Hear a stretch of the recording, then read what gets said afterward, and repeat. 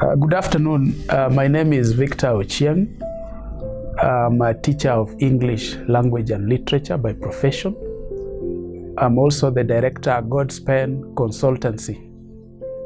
Through this consultancy firm, I work with schools in the capacity of a speaker, a trainer, a consultant, and even an editor of magazines and other forms of writings. In our previous segment, we looked at factors that influence career choices, and we focused on the life of a high school scholar. And at the tail end of my presentation, I promised you that we shall embark on the myths and misconceptions about careers. You realize that in our previous presentation, we looked at knowledge, and we said, in substance, that before you settle on a particular career, you ought to have a lot of knowledge. And I remember fondly making submissions that high school scholars ought to read and research about careers, and they should also be very keen at Form 2 level when resourceful people like yours truly are invited in their schools to talk about subject selection and of course to be guided about careers. At Form 4 level, there is the aspect of career guidance in relation to selection of varsity courses. We know that schools also organize career days, but we also have schools that have decided to espouse what we call career weeks, where they dedicate the whole week to teach about careers. Let's get into it, the myths and misconceptions about careers. I have 10 myths that I want us to explore in today's presentation. Let's begin by defining the words myth and misconceptions. A myth is a belief that is not true. On the other hand, a misconception is a belief that is based or is anchored on wrong information. Therefore, high school scholars should be keen to know some of the myths that have been advanced. Maybe to help you understand a myth better, when we say that a myth is a belief that is not true, for instance, you hear people saying that girls should not play football because they can develop twisted legs. That is a belief that is not true. It is not established. And these are some of the things that I want us to address here in relation to career. Number one, there is a myth that choosing a career is a simple business. People take matters career for granted. And that is why we have people who are regretting today because they made wrong choices. Once upon a time, when the incumbent Cabinet Secretary of Education, Professor George Omore Magoha, was at the helm of the Kenya National Examination Council. When he was releasing exams, he reminisced the days he was the Vice Chancellor of the University of Nairobi. And he talked about something worth mentioning here, that there was a time that nearly 50% of students who enrolled to study a particular course in a particular faculty dropped out or opted to drop out because they realized that it was not what they really thought it was. In a nutshell, maybe they lacked the aptitude to study that particular course. Now, that is why it is important to take the business of career choices very seriously, because it is not easy the way people think. Number two, my parents know what I'm best suited for. In our previous submissions, we said that when it comes to matters careers, parents, guardians, teachers, mentors come into play as consultants. You are the one who actually know the song that sings in your heart, the music that sings in your heart.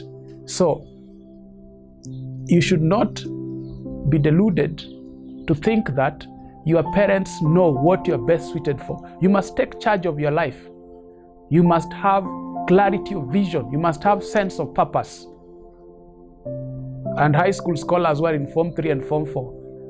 When we look at the compulsory novel, Blossoms of the Savannah by Henry Olekulet, you see the protagonist in that novel, Resian, has a very important quality or attribute that you as a young person you ought to have. She's very young, but she has what we call clarity of vision. She knows what she wants. And as young as she is, she's saying that when she grows up, she wants to become a veterinary doctor. And she wants to pursue this veterinary medicine at Egerton University. Number three, there are careers that flow in the blood. That is a myth. I know we have families where people have flourished in a particular career. Like a classic example is the family of Professor Ngugi wa Thiong'o. You look at him being one of the great writers in Africa and beyond. He has also raised children who are good writers like Mukoma and Ngugi. And you look at it, writing is in that family. You look at one of the guys I really admire in history, Reverend Dr. Martin Luther King Jr. He says in one of his speeches that his great-great-grandfather was a preacher, his father was a preacher, he became a preacher.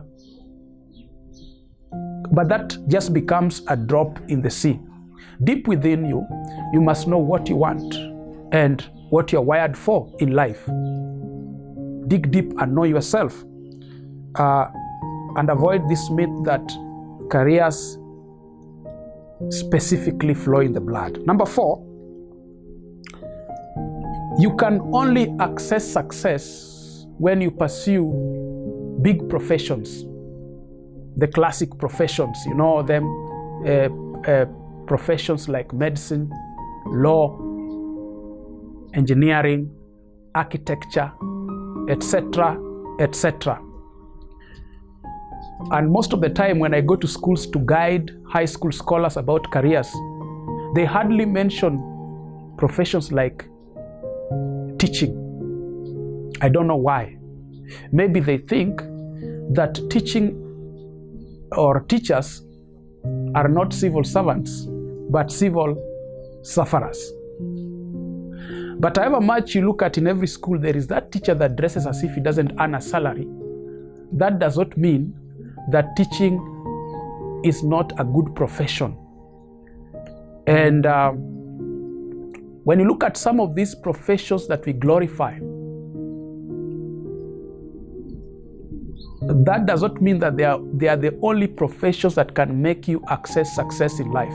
You need to know what you're wired for, and you need to know what you can enjoy doing. Just like in the previous segment, we talked about passion. We said that as you think about your career, you must pick something that you're passionate about. And we said passion is when what you do is what you love, and what you love is what you do. Therefore, you can succeed in any career. It depends on the approach you give it and how you do it. Number five, some jobs make people poor and some make people rich. That is a myth. You need to understand that as you pursue a particular career, and as you think about it, what will make you rich or poor is all about the decisions that you purpose to make, and a clear understanding of important things like money management, and managing your life holistically and knowing how to approach it.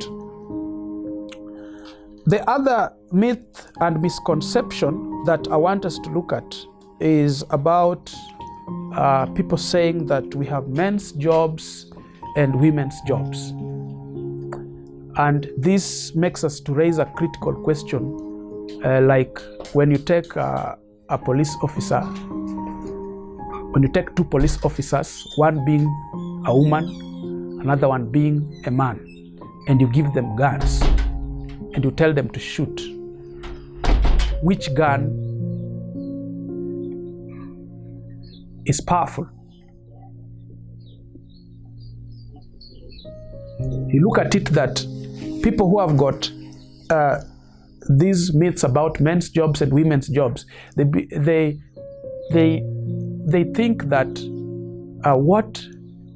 there are things that only men can do. There are careers that only women can pursue. And when you look at the development of things and how the society is changing, you realize that women have also proved that what men can do, they can also do quite well. So it is very, very important to look at that. Number 7, you can only pursue a career once employed. We have people who have debunked this myth. Look at people like journalists like Larry Madowo. They began pursuing journalism even when they were still at the university in Daystar.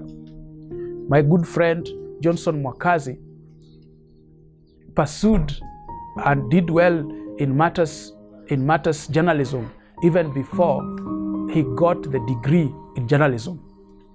I don't mean that you should not pursue education. You should not be educated for you to be able to shine in a particular career. But I want us to see this, that you don't need to shine in your career because you have the papers. This life is all about demonstration of ability. You can be educated, you can have the qualifications, the credentials, the papers, but you may lack to demonstrate the ability, and that can be very, very dangerous. The other myth that I want us to look at is that you can only pursue one career in life. That is not true. Personally, I'm a teacher by profession. That is what I trained on. But because life is a journey, not a destination, I've also come to realize that there are many things that I can do in life. For instance, I've picked public speaking as a profession. I've picked training as a profession. I have picked authorship and publishing as a profession. So you can explore a lot of things. There are infinite spectrum of opportunities in life. You can do many things. And that drives us to another myth and misconception, which says that formal employment is a curse. There are people who don't understand the relationship between employment and entrepreneurship. And for us to steer clear here, we need to look at the thoughts of Robert T. Kiyosaki in his book, The Cash Flow Quadrant, where he talks about being employed, being self-employed, starting a business or what he calls a system, and delving into investment, being an investor. And he says you can go all the way But he says, of course, when you want to make a lot of money, you must think about starting a business or starting a system, and of course, investing. There's nothing wrong with getting employed, and there is nothing wrong with going out of your way to start a business or to invest.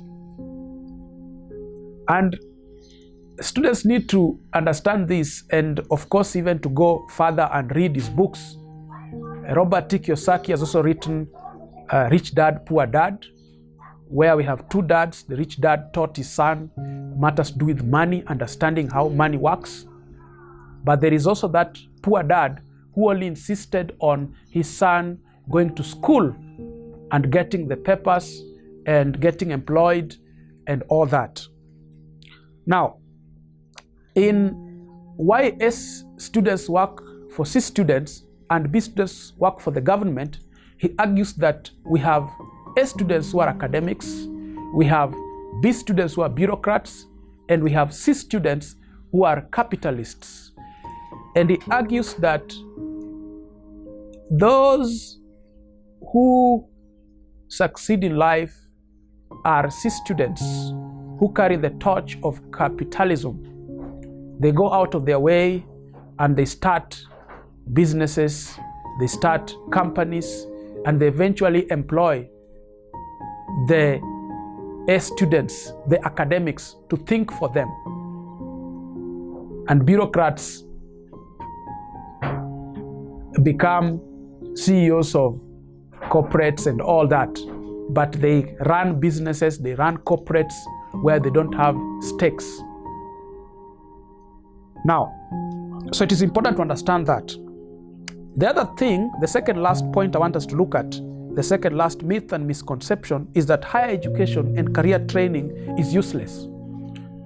It is important to pursue higher education.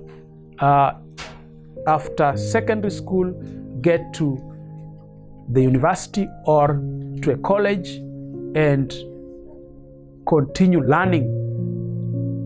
And even as you learn at the university, read. Look for books that talk about these things you're talking about and get to increase your capacity, which is very, very important. Train yourself. Increase your capacity.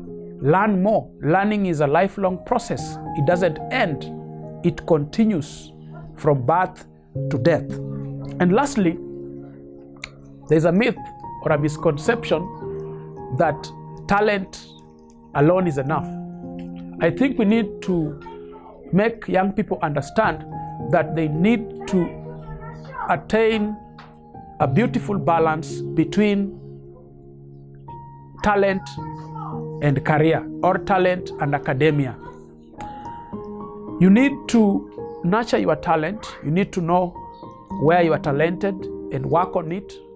But all the same, you need to become a professional in a particular area. You need to go to school. Talent will help you climb the ladder, but what will keep you up there is that you need to be trained. You need to have a career in your life. Very, very important. We have seen people who have become great footballers. They have even gone abroad to play for the English leagues. Then they come back to their motherlands. They come back to a country like Kenya. But because they are not educated, they end up playing for these small leagues, and they cannot become ambassadors of things like SportPesa, things like Coca-Cola, because they don't have education. They didn't think about balancing, striking a beautiful balance between career and talent, or academics and talent. I hope you have learned something about myths and misconceptions about careers. We shall advance this discussion in our next segment. I am Victor Ochieng, the director of God's Pen Consultancy, and for more career guidance, you can reach out to me get me on my Facebook, Victor Ochieng. Thank you very much. May God bless you.